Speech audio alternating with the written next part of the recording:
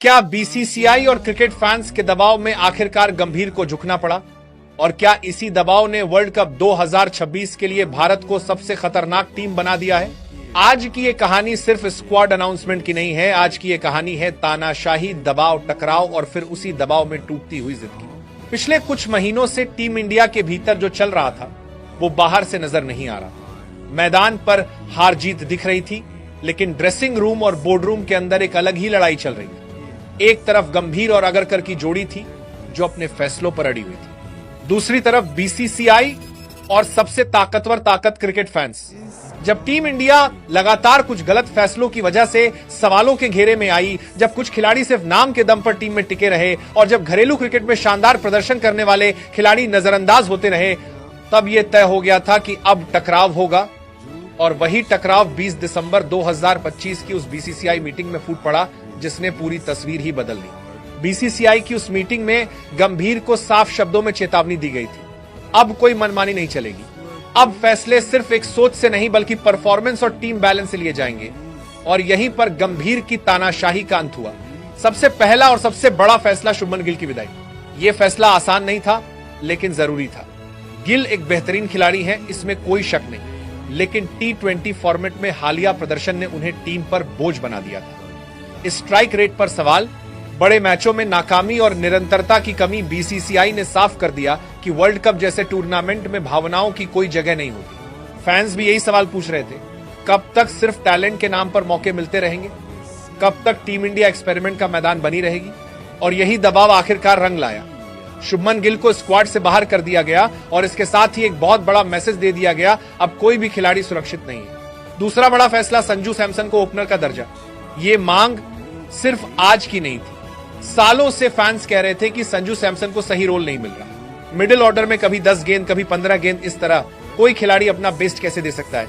BCCI की meeting में यह मुद्दा खुलकर उठा और आखिरकार गंभीर और अगरकर को मानना पड़ा कि अगर संजू को खिलाना है तो पूरे विश्वास के साथ खिलाना होगा। संजू सैमसन एक खतरनाक बल्लेबाज है। नई गेंद का सामना करने की क्षमता, बड़े शॉट्स और आक्रामक सोच ओपनिंग में, यह सब भारत के लिए गेम चेंजर साबित हो सकता है।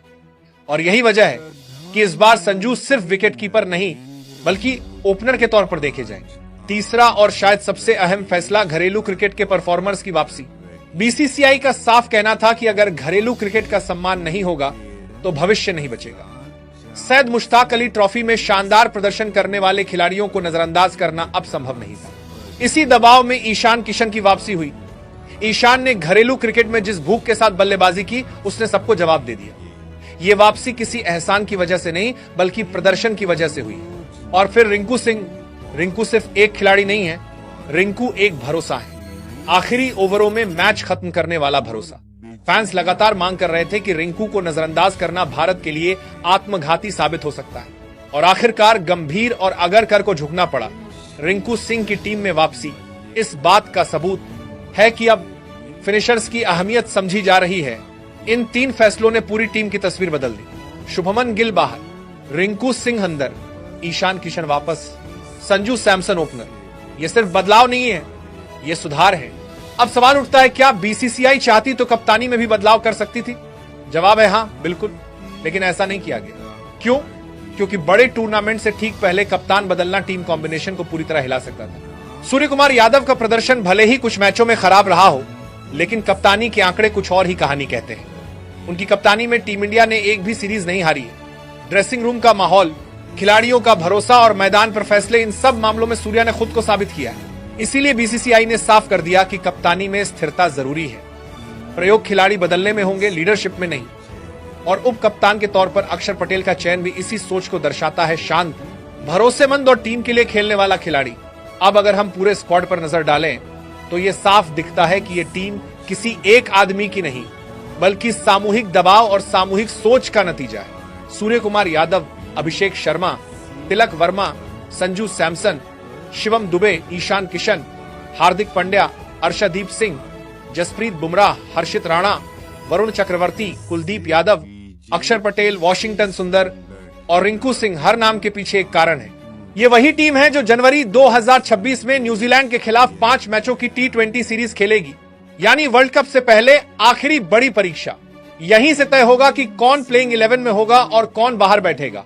अगर गंभीर और अगरकर की मनमानी सच में खत्म हो चुकी है तो इसका असली टेस्ट अब मैदान पर होगा, क्योंकि कागज पर टीम बनाना आसान है, लेकिन सही खिलाड़ियों को सही रोल में उतारना वही काम है जहां बड़े बड़े नाम फेल हो जाते हैं। सबसे पहले बात संभावित ओपनिंग जोड़ी की। संजू सैमसन को ओपनर का दर्जा मिल चुका है और यह फैसला सिर्फ दबाव में लिया गया फैसला नहीं है, बल्कि यह भारत की T20 सोच में बड़ा बदलाव है।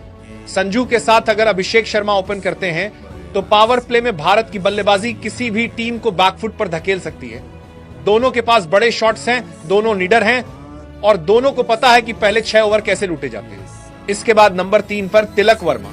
यही वो पोजीशन है जहां मैच फंसता है या निकलता है। तिलक का रोल यहां बहुत अहम होगा। अगर शुरुआती विकेट गिरते हैं तो पारी संभालनी है और अगर ओपनर तेज खेलकर गए हैं तो उसी रफ्तार को आगे बढ़ाना है। नंबर 4 पर खुद कप्तान सूर्य कुमार यादव। अब यहां एक बड़ा सवाल उठता है, क्या कप्तानी का दबाव सूर्या की बल्लेबाजी पर असर डालेगा? पिछले कुछ मैचों में फॉर्म भले ही ऊपर नीचे रही हो, लेकिन सूर्या की सबसे बड़ी ताकत यह है कि वो डरते नहीं और T20 में यही सबसे जरूरी चीज है। नंबर 5 पर हार्दिक पांड्या। अनुभव, ताकत और बड़े मैचों का टेम्परामेंट। हार्दिक इस टीम के वो खिलाड़ी हैं जिन पर गंभीर भी आंख बंद करके भरोसा करते हैं। गेंद से 4 ओवर और बल्ले से 20 गेंद इतना काफी है मैच पलटने के लिए। नंबर 6 और 7 पर रिंकू सिंह और शिवम दुबे। यहीं पर इस टीम की असली ताकत छिपी है। रिंकू वो नाम है जिसने फैंस को भरोसा दिया है कि आखिरी ओवरों में भी मैच जीता जा सकता है। शिवम दुबे स्पिन के खिलाफ हथौड़े की तरह है। भारत और श्रीलंका की पिचों पर यह कॉम्बिनेशन विरोधी कप्तानों की नींद उड़ा सकता है। विकेट कीपिंग की जिम्मेदारी संजू सैमसन और ईशान किशन दोनों में से किसी एक के पास होगी, लेकिन बल्लेबाजी में दोनों का होना भारत को फ्लेक्सिबिलिटी देता है। यही वजह है कि 2 विकेट कीपर रखना अब मजबूरी नहीं बल्कि रणनीति बन चुका है।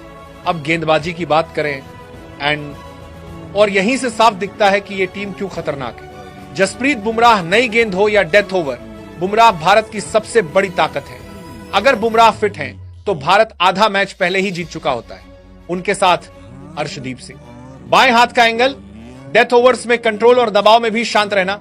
अर्शदीप अब सिर्फ विकल्प नहीं बल्कि जरूरत बन चुके हैं। तीसरे तेज गेंदबाज के तौर पर हर्षित राणा। यह नाम बताता है कि टीम इंडिया में पसंद नापसंद का खेल अभी पूरी तरह से खत्म नहीं हुआ है, लेकिन फिर भी हर्षित गिल जैसे खिलाड़ियों से कई गुना बेहतर है। स्पिन में वरुण चक्रवर्ती और कुलदीप यादव। वरुण की मिस्ट्री आज भी बल्लेबाजों के लिए पहेली है और कुलदीप की कलाई का जादू किसी भी बड़े नाम को फंसा सकता है। इन दोनों के साथ अक्षर पटेल और वॉशिंगटन सुंदर जैसे ऑलराउंड स्पिन विकल्प, यानी अगर पिच स्पिनर्स की हुई तो भारत के पास जवाब ही जवाब है। अब जरा उन कमजोरियों पर भी नजर डालते हैं जिन पर अक्सर बात नहीं होती। पहली कमजोरी ओपनिंग कॉम्बिनेशन का अनुभव।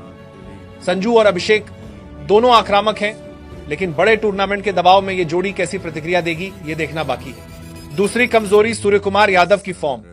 कप्तानी रिकॉर्ड शानदार है, लेकिन अगर बल्ला लगातार खामोश रहा तो आलोचना तेज होगी।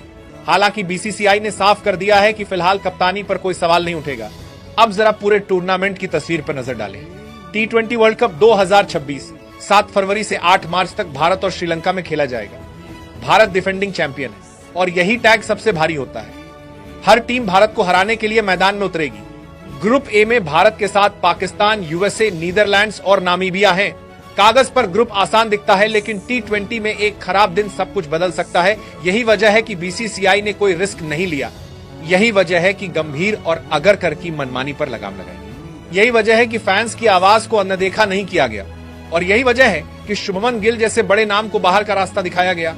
आज जो टीम सामने है वो किसी एक व्यक्ति की नहीं है। ये टीम दबाव की देन है, ये टीम सवालों की देन है और ये टीम सुधार की देन है। अगर ये दबाव बना रहा, अगर घरेलू क्रिकेट के प्रदर्शन को ऐसे ही तवज्जो मिलती रही और अगर कप्तानी में स्थिरता के साथ खिलाड़ियों को आजादी दी गई तो कोई वजह नहीं कि भारत वर्ल्ड कप 2026 न जीते। क्योंकि इस बार टीम इंडिया बर्बादी की ओर नहीं बल्कि एक मजबूत मुकाम की ओर बढ़ रही है। क्योंकि इस बार भारत के पास सिर्फ टैलेंट नहीं बैलेंस भी है और क्योंकि इस बार वर्ल्ड कप 2026 की सबसे खतरनाक स्क्वाड भारत के पास है। वीडियो पसंद आया तो लाइक और चैनल को सब्सक्राइब करें, क्योंकि आपका सब्सक्राइब ही हमारी ऊर्जा है। जय हिंद, जय भारत।